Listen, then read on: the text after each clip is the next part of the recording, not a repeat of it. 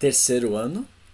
Estamos na semana do dia 18 a 24 de maio de 2020 e estamos falando sobre a região Sudeste. Só para nos lembrarmos daquilo que já foi trabalhado até o prezado momento dos conteúdos sobre a região Sudeste. Se você tiver a apostila na mão, você já viu que nós trabalhamos com a página número 15, que foi o aspecto de localização do Sudeste relacionado ao espaço brasileiro. Depois, na página 15, falamos sobre o relevo. Na página número 16 e 17, continuamos trabalhando sobre a questão do relevo. E essa leitura, essa explicação da página 15, 16 e 17 foi a primeira atividade que você fez relacionado à região Sudeste, que foi só leitura. Aí na plataforma Eclass você colocou eu li as páginas 15, 16 e 17, que está tudo ok. Depois, na outra aula, nós falamos sobre hidrografia, que está na página 17. Falamos sobre as principais bacias hidrográficas. Na página 18, falamos sobre o que é clima, né? E na página 19, sobre vegetação, finalizando na parte da página número 20. E a segunda atividade que nós fizemos foi da página 20 e 21. Depois, na página 21, nós começamos a falar sobre ocupação e demografia. Aí falamos sobre o histórico, o processo histórico da região Sudeste, como que se deu a origem, como é que se formou, quais foram os pontos positivos e negativos dessa formação que ocorreu na região Sudeste. Então, a terceira atividade que nós fizemos, eu pedi para vocês realizarem os exercícios da página 29, que é o número 8, e a página 30, que é o número 10, que está relacionado à questão sobre demografia e urbanização. Aí o próximo assunto, que foi na página 23, falamos sobre conceitos de cidade, conurbação, metrópole, megalópole, né? Citamos os exemplos, citamos os problemas que ocorrem nessas grandes cidades por falta de planejamento. E aí você fez as atividades da página número 24. Então, até o prezado momento, já foi trabalhado quatro atividades postadas na plataforma Eclass, no qual você tem já as notas para o segundo bimestre. Eu vou ainda fazer uma lista de exercícios relacionado às questões da região Sudeste quando finalizarmos o próprio conteúdo. E hoje nós vamos estudar, nessa primeira aula da semana do dia 18 a 24 de maio, conceitos voltado para a economia, principalmente a economia industrial, a fontes de energia e o transporte e o turismo que nós temos na região Sudeste, ok? Antes de começar a aula de hoje, vamos pedir a presença de Jesus através de uma oração. Que o Senhor Jesus Cristo possa abençoar a cada aluno do terceiro ano, que eles possam ter as tuas bênçãos, o teu amor, o teu carinho nesse dia e possam entender o conteúdo. Dá-nos paciência, amor, em teu nome te pedimos, em Jesus Cristo, nosso Salvador. Amém. Então vamos continuar a nossa atividade falando sobre a página número 25. Hoje eu vou meter a 25. Na página 25 eu levantei 10 tópicos relacionados à atividade econômica industrial da região Sudeste, que está na página número 25. E aí nós falamos o seguinte, nós tivemos o período de 1917 até 1920 a predominância da política do café no Brasil. E o café era a matéria-prima mais importante que tínhamos aqui no Brasil. Até italianos e japoneses vieram das suas terras, né, de origem e vieram trabalhar na agricultura, no plantio do café, e outros produtos, mas o café era o principal produto que era cultivado nesse período de 1907 a 1920. Com isso, no final lá de 1920, muitas pessoas se enriqueceram com a produção do café e começaram a formar então essa vila pequena em uma cidade conhecida como São Paulo. Então os grandes donos de cafezais brasileiros eram pessoas ricas nesse período de 1920 e começaram a construir as suas próprias casas na cidade de São Paulo, dando origem a essa grande metrópole que nós temos hoje, né? Bom, aí observando no seu livro, nós temos alguns pontos, algumas datas que foram importantes na questão industrial da atividade econômica da região Sudeste. Então vamos ver o que seria a região Sudeste. A região Sudeste, depois que teve a crise do café em 1930, na depressão econômica lá em Nova York, e aí o café brasileiro perdeu seu espaço, muitos donos de cafezais começaram a investir em outros ramos da atividade econômica. E o governo federal, nesse período, a partir de 1930, com a depressão que teve econômica lá nos Estados Unidos, afetou o Brasil diretamente por causa da matéria-prima, o café. Então, o Brasil começou a investir outras formas de atividade econômica. E o governo incentivou a ter indústrias brasileiras, principalmente na região Sudeste, em troca do cultivo do café.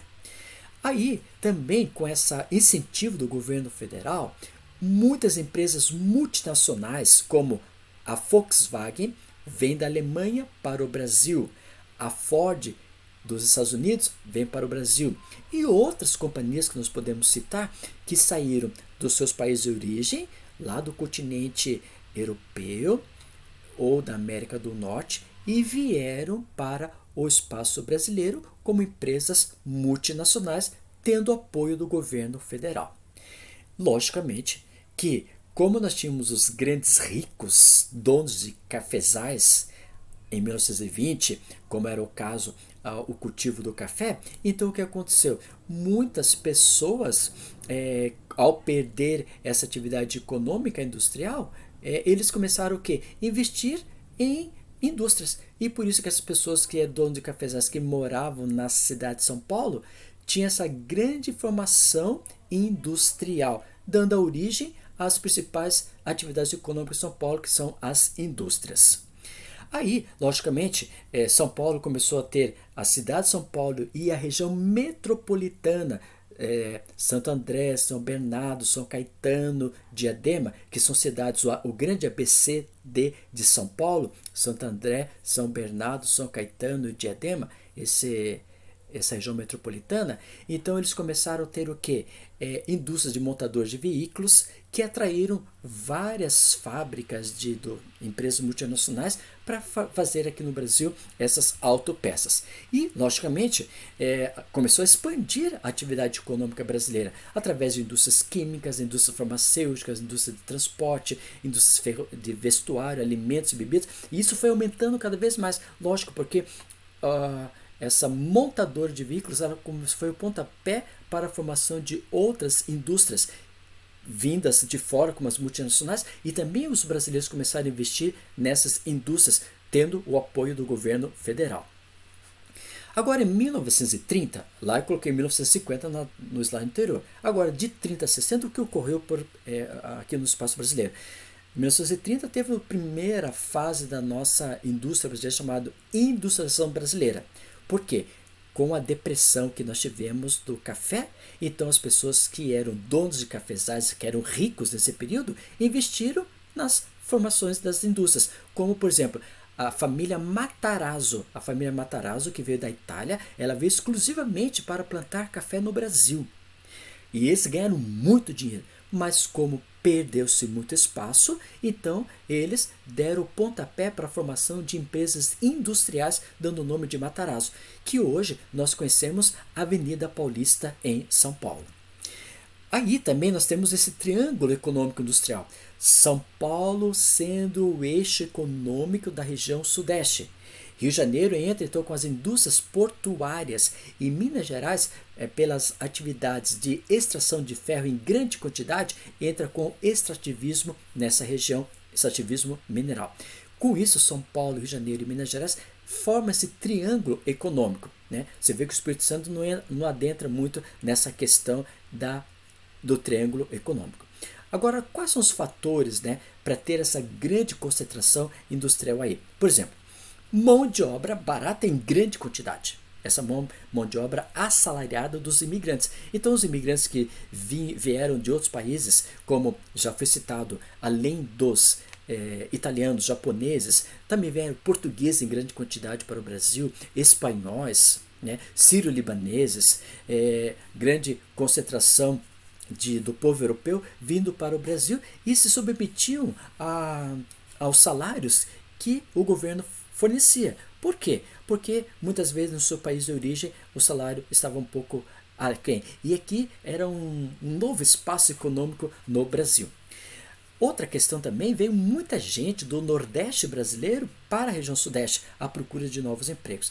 Aí, com esse aumento cada vez mais das indústrias, o rede de transporte foi aumentando cada vez mais e melhorando esse local, por causa da grande concentração de pessoas.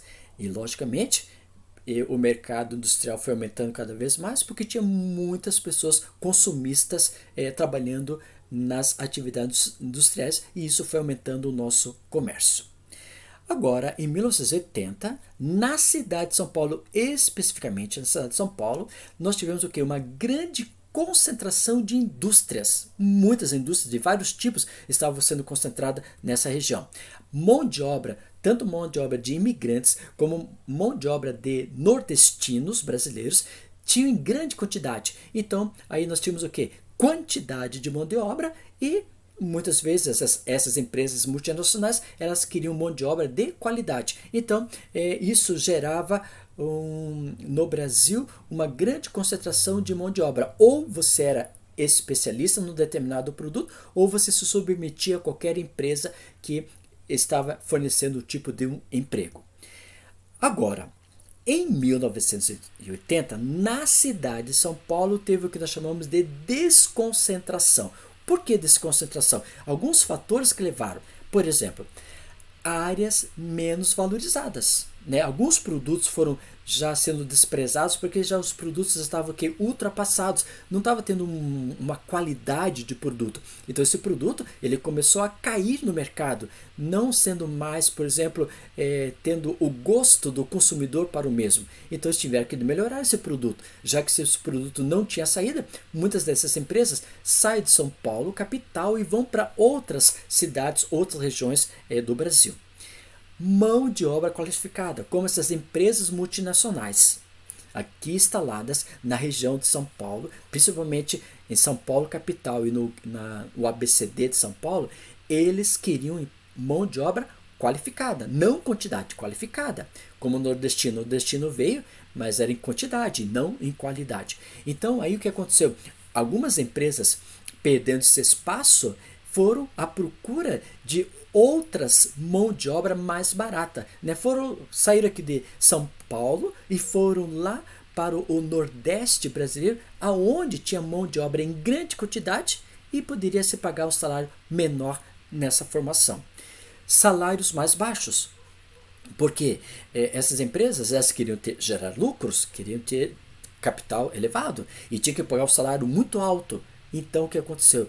Essa desconcentração provoca que o salário começou a baixar e teve novos outros lugares. Sindicatos menos expressivos, fazendo o quê? Todo mundo reclamava do salário. Então ia para o sindicato, chegava lá, o sindicato chegava na empresa e multava por alguma incidência declarada por um trabalhador. Então esses pontos que eu coloquei para vocês são pontos que geraram desconcentração das indústrias de São Paulo e foram para outras localidades. E nessas novas regiões e novos estados tinham incentivos fiscais, diminuindo os impostos. A região sul do Brasil e a região nordeste foi favorecida nessa desconcentração que ocorreu na cidade de São Paulo e o grande ABCD. Localização industrial. Logicamente que as indústrias devem estar o quê? Numa localização próxima à área de transporte. Né? Esse transporte rodoviário ligando com o transporte ferroviário, ligando com o transporte marítimo. E devido ao grande volume de exportação que nós temos, esses produtos eles têm que ser rápidos para chegar ao mundo da exportação. E através de vias de transporte, isso favorece. As indústrias gerando na cidade. Quais são as principais indústrias que vão já na cidade? Indústria siderúrgica, metalúrgica. Nós tivemos a Companhia Siderúrgica Nacional, né? CSN, Companhia Siderúrgica Nacional, a primeira que foi instalada na cidade de Volta Redonda, no Rio de Janeiro, né? É uma grande concentração, um grande capital que foi lá. Na cidade de Ipatinga, que você pode observar, ela tem a região, uma cidade mineira, né? Que é essa região de quadrilátero ferrífero, que é voltado para a fabricação e transformação da matéria-prima, o ferro. E também nós temos Vitória, que Vitória ela se concentrou ali no estado do Espírito Santo, como uma companhia siderúrgica, né, principalmente na questão de transformação. O petróleo é um outro ponto que nós podemos colocar, que 80%, por exemplo, 100% de petróleo que nós temos, 80% de petróleo que nós temos no Brasil é produzido na região sudeste. E os outros 20% cabe a outras regiões brasileiras. Ela é muito explorada tanto pela mão de obra, que é a Petrobras, essa companhia. Aí vai ter o refinamento. Nós temos várias cidades no estado do Rio de Janeiro e no estado de São Paulo, que são áreas de refinamento do petróleo. A exploração é feita na região litorânea do Oceano Atlântico. E o refinamento é feito nas cidades do interior, no caso Paulínia, São Paulo, Volta Redonda, ou de Caxias, Rio de Janeiro. Aí também surge no Brasil algumas cidades que começaram a desenvolver um determinado tipo de tecnologia. São chamadas tecnologias de ponta. Essa tecnologia de ponta é área de informática, área de robotização, área de melhores medicamentos, né? E isso se tornou um polo tecnológico que nós chamamos de indústria de ponta, que cabe São José dos Campos, São Carlos e Campinas, se destacou muito no estado de São Paulo.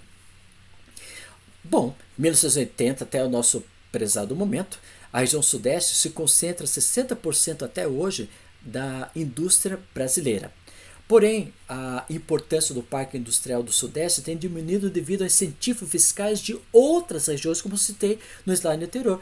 Sul, ele começou a ter o quê? O imposto menor. Nordeste teve menor. Por exemplo, a Ford, que era uma indústria automobilística que nós temos lá em São Bernardo do Campo, em São Paulo, ela teve incentivo fiscal do governo para colocar indústrias em outras regiões, como no Nordeste brasileiro. Aí o Ford K, ele era feito em São Paulo, né, na região metropolitana, e foi lá para a região do Nordeste, porque o incentivo fiscal é bem menor. Logicamente, o carro não se tornou mais barato, mas o próprio proprietário, o dono da multinacional da Ford, ganhou com esse espaço econômico.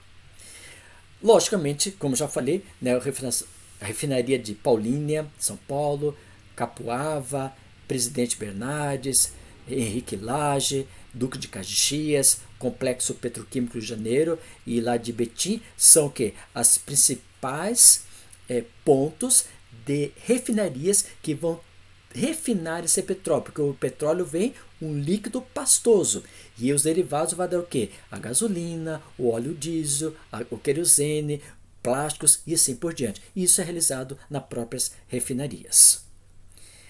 Agora, eu gostaria que você trabalhasse com a página número 30 e 31 do seu livro, da apostila, que é a questão de olho no vestibular, que é do número 1, 2, 3, 4, 5, 6, até o número 6.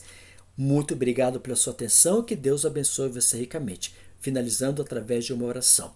Obrigado, ó Deus, pelas bênçãos concedidas a cada um de nós. Esteja com cada aluno do terceirão, abençoando, protegendo e guiando, e nos conceda uma semana de ricas bênçãos vindas de Ti. Em Teu nome te pedimos, em Jesus Cristo, nosso Salvador. Amém. Muito obrigado pela sua atenção e vejo você lá na plataforma de Class fazendo essa atividade valendo nota para o segundo bimestre. Deus abençoe vocês. Tchau, tchau.